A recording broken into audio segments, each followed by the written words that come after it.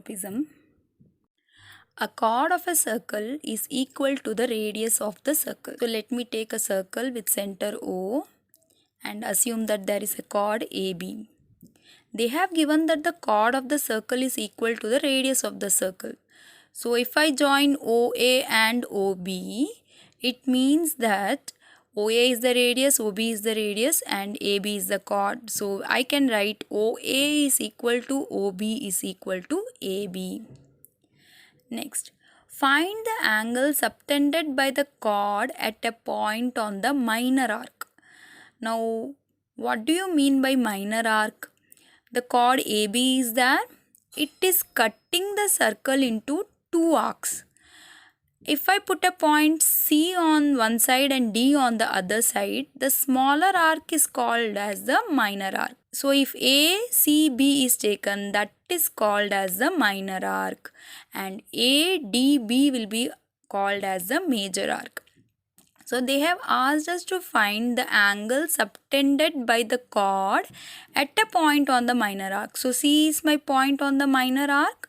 So they are asking to find angle ACB and also at a point on the major arc. So here I have taken D on the major arc. So they are saying find the value of ADB also. So understanding what is given and identifying the concept with which we are going to solve this sum. Given is a chord and it is equal to the radius of the circle. So OA is equal to OB is equal to AB. We have to find the angle subtended by the chord at a point C on the minor arc. So angle ACB I need to find, and the angle subtended by the chord at a point D on the major arc AB. So angle ADB. Both of these we need to find. Now what theorems are related to circles and arcs? We will see them first. So we know that the angle subtended by an arc at the center is double the angle subtended by it at any point on the remaining part of a circle. So angle POQ is equal to twice angle PAQ from the given figure. Next theorem which we know is angles in the same segment of a circle are equal, and the last theorem is angle in a semicircle is a right angle. Seeing these three theorems, we can see that the first theorem is one which will be applicable here because we have a point on the part of a circle. So we will be taking the first theorem. Now we need to also know the angle made at the center by the arcs. So let us first assume the minor arc ACB. Then ACB makes an angle AOB at the center. So angle around a point is 360. So the angle made by the major arc will be 360 minus angle AOB. So it means the major arc makes a reflex angle AOB. Now we have angle ACB and AOB, and we also have angle ADB and angle reflex angle AOB. So here comes the tricky part, because we need to know which angle is related to which angle made at any other point of the circle.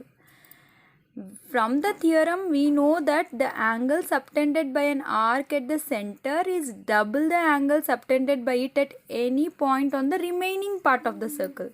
So if I am taking the point C, then C is on the remaining part of the circle, which means this theorem where we are talking about C will be with respect to the major arc AOB, and as a result, the angle at the center made by it is the reflex angle AOB, and we have to relate both the reflex angle AOB and angle ACB. This is the one where we have to be a little careful. In case you are not understanding, I am going to just give a small tip. You just see from which side we are seeing the angle ACB.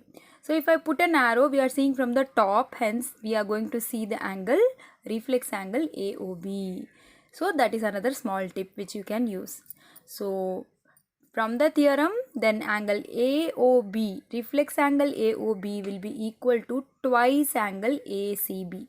Similarly, D is a point on the major arc. So that means we are considering the minor arc making an angle at the center and at angle ADB.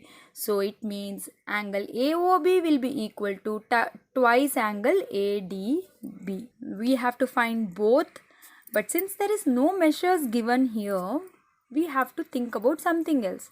And this is where the other part of the clue comes, where they have given that the chord of the circle is equal to the radius of the circle, and we found OA equal to OB equal to AB. Now what is this forming? This is forming an equilateral triangle because all sides are equal.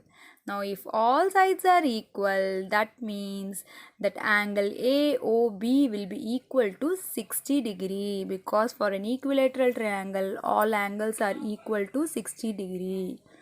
And reflex angle AOB can be found from 360 minus angle AOB. So once we have found AOB and reflex angle AOB, we can use it to find angle ACB and ADB from the step 3. So proceeding, forming equations and solving the sum. Given is AB is a chord equal to the radius of the circle. So OA is equal to OB is equal to AB. Let us keep it as equation 1. And we need to find angle ACB, the angle subtended by the chord at a point on the minor arc, and angle ADB, the point on the major arc. So now proceeding to the solution, from the equation 1 where OA equal to OB equal to AB, we can see that triangle AOB is an equilateral triangle. Now if triangle AOB is an equilateral triangle, then all angles are equal, and that is equal to 60 degrees. So angle AOB is equal to angle ABO equal to OAB, all are 60 degree. Now if angle AOB is equal to 60 degree, what will be the reflex angle AOB? It is nothing but point or angle around the point minus of angle AOB. So it will be 360 minus 60, which is equal to 300. So reflex angle AOB is equal to 300 degree. Now this angle is also equal to twice of angle ACB.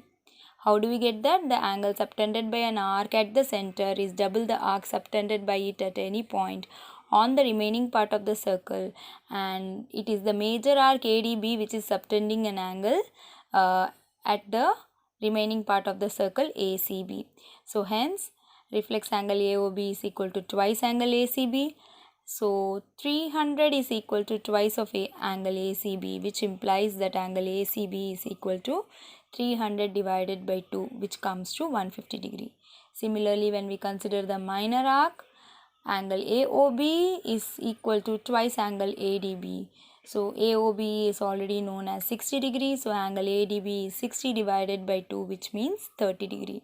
So our answer for the question is angle ACB, or the angle subtended by the chord at a point on the minor arc, is 150 degree, and at a point on the major arc is 30 degree.